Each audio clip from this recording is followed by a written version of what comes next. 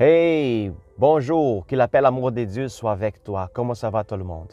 Avez-vous peur? Ça, c'est une question. Parce que la plupart du monde va dire, ah, je n'ai pas peur. Mais si on commence à diguer plus en plus profond, vous allez trouver qu'il y a quelque chose à l'intérieur de vous qui vous laisse dans la crainte. Alors, j'ai ici pour vous donner des recommandations pour lire un autre verset biblique qui ça va peut-être changer votre perspective de voir des choses différemment. All right? Let's go. OK, let's go, guys. En 1 Jean, chapitre 4, à partir du verset 16. Et nous avons connu l'amour que Dieu a pour nous. Et nous avons cru. Dieu est amour, et celui qui demeure dans l'amour demeure en Dieu, et Dieu demeure en lui. Tel il est, tel nous sommes aussi dans ce monde. C'est en cela que l'amour est parfait en nous, afin que nous ayons l'assurance au jour du jugement.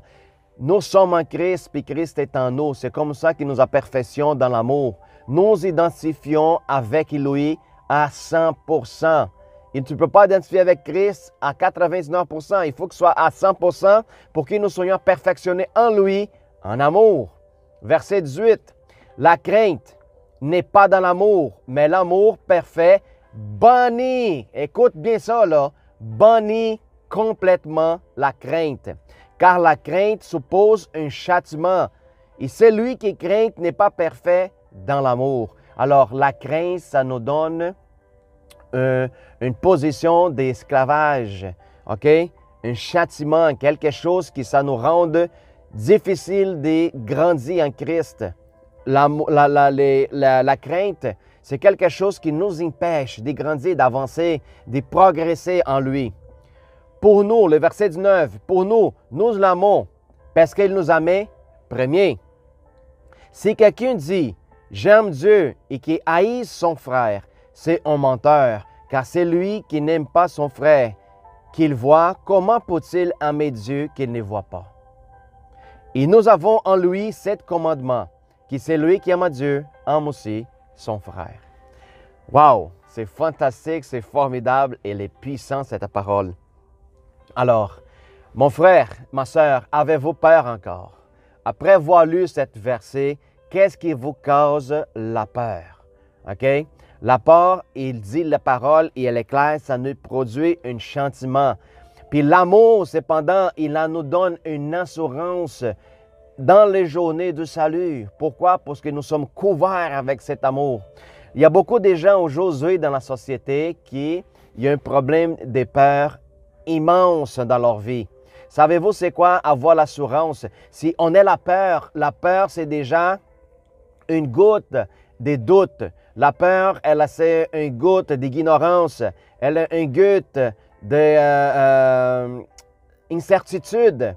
Alors, la peur est sinon que de l'ignorance.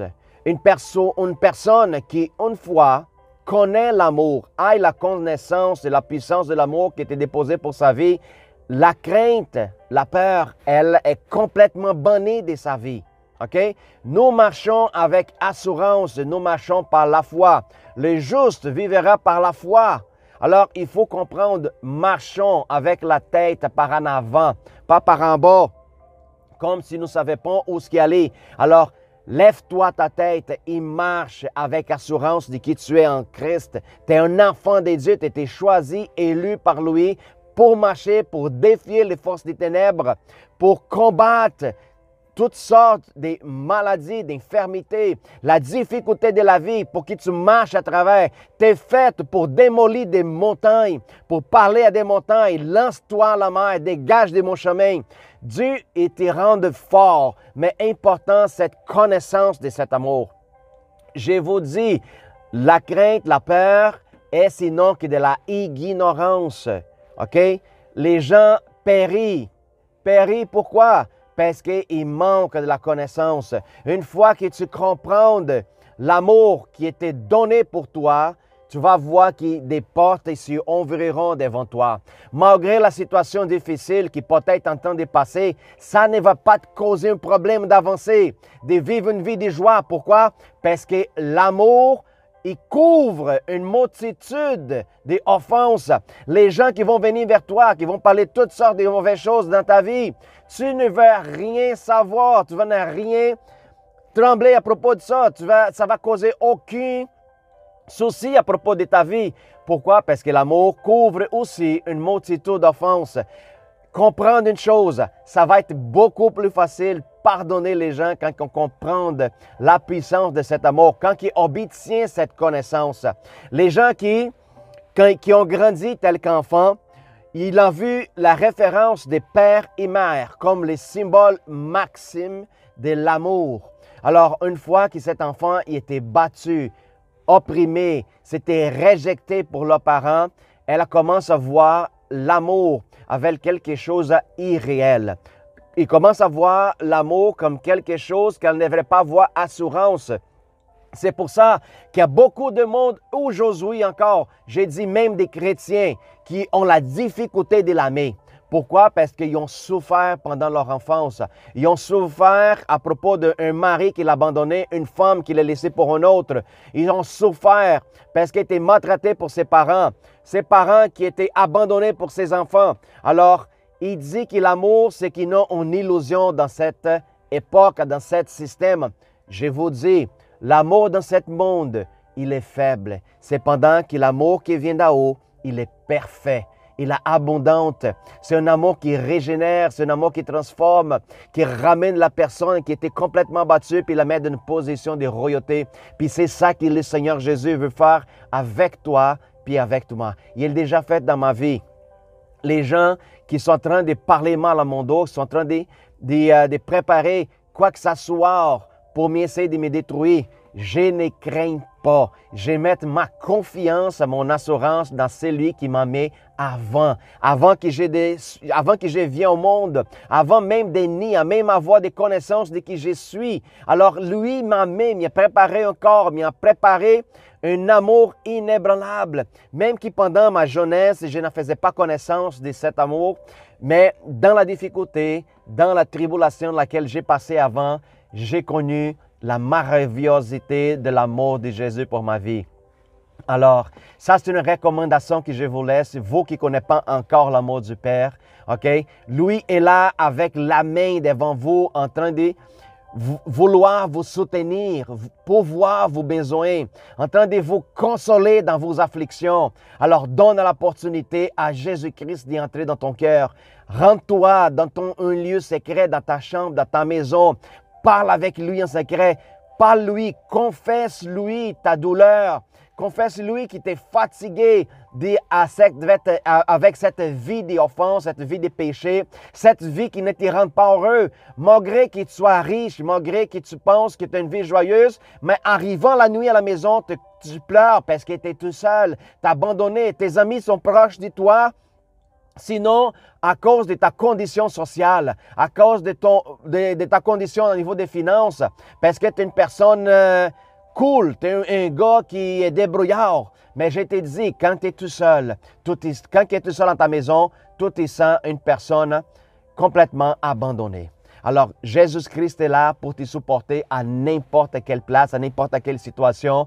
Lui est là pour te donner le support. Lui, c'est un ami que tu pourrais appeler puis tu pourrais parler avec lui 24 heures sur 7. Il va t'adonner son esprit pour que tu sois capable de discerner puis comprendre quand il lui parle avec toi.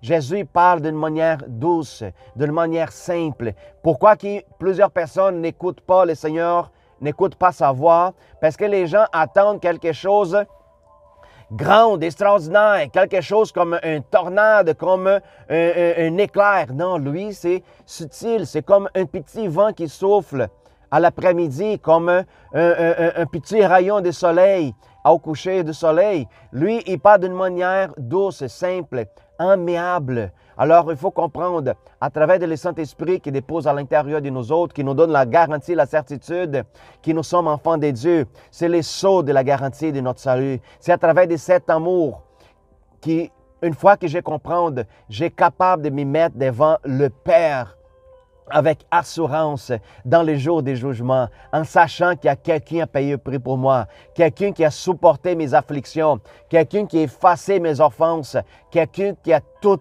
donné de lui pour que je sois capable de recevoir tout au nom du Seigneur Jésus. Alors, c'est ce message que je vous laisse pour que vous soyez capable de réfléchir un peu, puis que vous soyez capable de méditer là-dessus. Allez dans votre lieu secret, allez dans votre chambre, parlez avec le Seigneur Jésus, puis laisse-lui transformer ton avenir. All right? Ça, c'est le message que je vous laisse au nom du Seigneur Jésus. Si vous avez des questions, n'osez pas d'écrire dans cette chaîne YouTube. Si vous avez aimé cette vidéo, partagez-les, puis donnez un like pour que plusieurs d'autres personnes soient capables aussi de voir ce message, puis a été touché et transformé. OK? Que Dieu vous bénisse, puis une excellente journée au nom de Jésus.